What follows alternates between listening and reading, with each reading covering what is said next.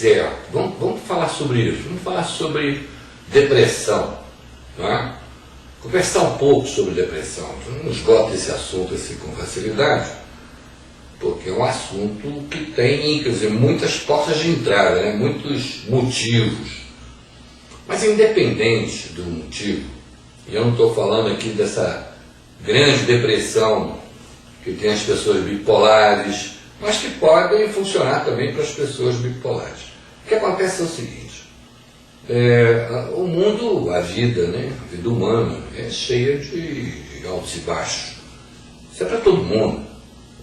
Tem crises mundiais, guerras, e tem períodos nos quais a vida parece fluir melhor, existe mais dinheiro, dinheiro é muito importante na vida da gente, todo mundo fica mais feliz, né, se sente muito melhor, e tá mais alegres, né? Você pode notar até que as pessoas são mais gentis em períodos onde existe mais dinheiro para todo mundo. Mas acontece isso também, de ter fases de depressão em todos os sentidos, até as depressões pessoais, depressões românticas, provocadas por mal-entendidos em família, com filhos, e assim por diante. Tem por todos os motivos.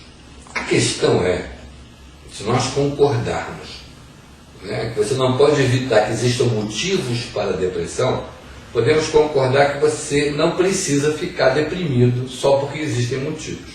É uma questão de atitude, uma questão de forma de se colocar perante a vida. Você não tem mais tempo de vida do que qualquer pessoa que viveu 70, 80, 90 anos, enfim. Não tem mais tempo de vida do que isso. E não veio para o mundo para cumprir a obrigação de sofrer.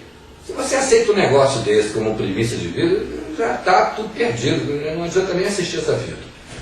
Mas se você entende que veio ao mundo para exercer uma existência, e que nesta existência tem uma opção de fatores externos que atrapalham, que, enfim, que não deixam você realizar as coisas que você gostaria do modo como você gostaria, ou até que te convergem para uma posição de trabalho ou de existência que não é exatamente o que você quer fazer, há muito o que fazer a respeito para melhorar. A primeira coisa a fazer é compreender o que a depressão faz conosco.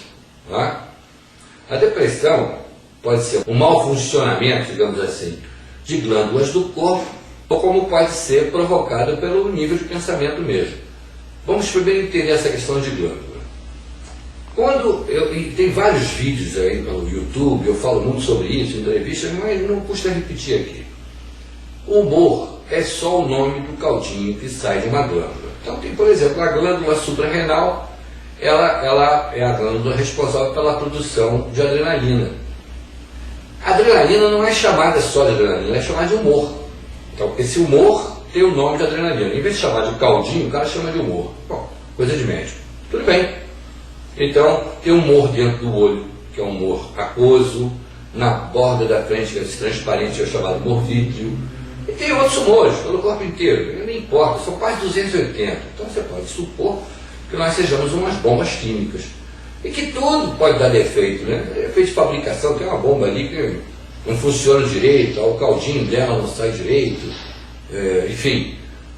O que você pode fazer? Se você conversa com um psiquiatra ou não é desse especialista, meu Deus, um endocrinologista, ele pode te dar remédio para fazer aquela glândula funcionar melhor. Ou se ela está funcionando exageradamente, pode te dar remédio para diminuir, né, o impacto daquela glândula no teu organismo. E aí você volta a equilibrar, que é o estado mais desejado, né? Equilibração, né? Você se sentir bem, né?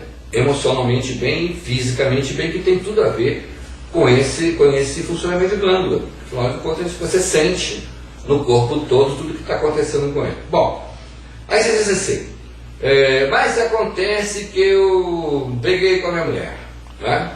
Tá. Você vai brigar muitas vezes, brigas acontecem. Mas se você e ela tiverem a inteligência, porque para mim isso é ser muito inteligente, de conseguir resolver seus conflitos, suas discussões numa base alegre, numa base de compreender, nós temos diferenças, mas nós temos muitas coisas em comum, nós temos o amor, nós temos o carinho, nós gostamos de dormir juntos, enfim, de fazer sexo, nós temos tanta coisa boa. Vamos ver se a gente consegue tirar essa outra coisa ruim, né? para não deixar que ela seja responsável pela, vamos dizer assim, pela liberação de maus humores dentro do corpo dos dois. Mas assim, mas puxa vida, você pode controlar esses humores e tal? Tem muitas técnicas, quer ver? Quem faz yoga controla muito melhor os níveis de humores, né? Mantendo os melhores humores em funcionamento. Pessoas nervosas, pessoas que têm tensões muito grandes.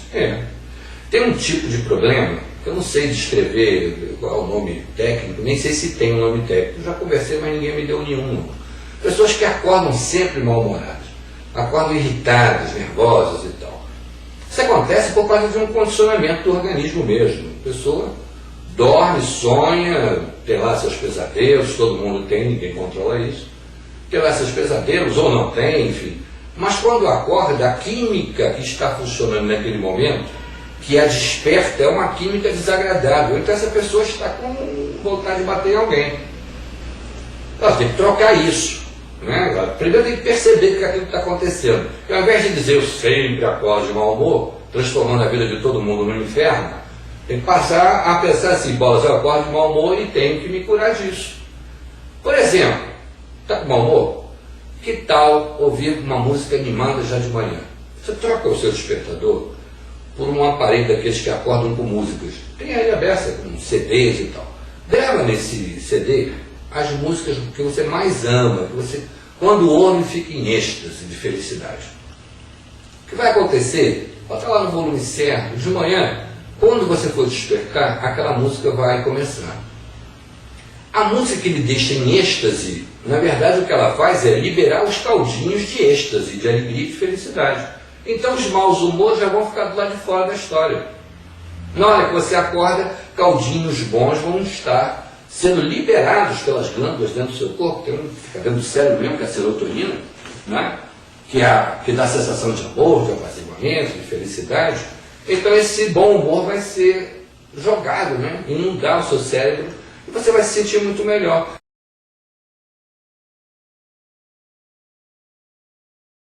Pô, mas que coisa simples, tem que ser remédio. Às vezes tem que ser remédio mesmo, viu? Muitas das vezes tem que ser remédio. A medicina não pode ser jamais desprezada em momento nenhum. Quem fala contra a medicina, para mim, é bobo. Porque a medicina é muito importante, os laboratórios são muito importantes, essa atividade toda que é feita para nos preservar vivos e mais felizes, ela é muito importante. Mas não é só aquilo, lógico. Às vezes você começa tomando remédio e fazendo algumas coisas, chega um momento que você não precisa mais do remédio. Quer ver um exemplo? Tinha um caso, eu li isso numa revista. O pai de uma garota que era bipolar, né? Ela tinha depressões intensas já com 12 anos. Então o que ele fez? Ele começou a correr com ela, em volta lá dos quarteirões de Nova York, todos os dias, 3, 4, 5 quilômetros. Correr, fazer exercícios, continuar, não precisa ser só correr, pode ser de bicicleta, mas tem que correr. E tem que ser, pode ser academia, aquela bicicleta de academia, pode ser, desde que você realmente vá suar a camisa. Esses exercícios liberam uma quantidade grande de endorfina na nossa corrente sanguínea, e a endorfina causa a sensação de êxtase, de alegria, de felicidade. É um anestésico da natureza, mas que também causa esse efeito muito interessante, razão pela qual muita gente é viciada em correr, fazer exercício e tal. É um vício positivo, esse aí você pode ter à vontade. Depois de 2 anos de relata a história, a moça não precisou mais tomar remédio e continuou fazendo os exercícios. Ela nunca mais teve, até onde a reportagem mostrava, já havia passado uns 5 anos, ela nunca mais teve crise de depressão.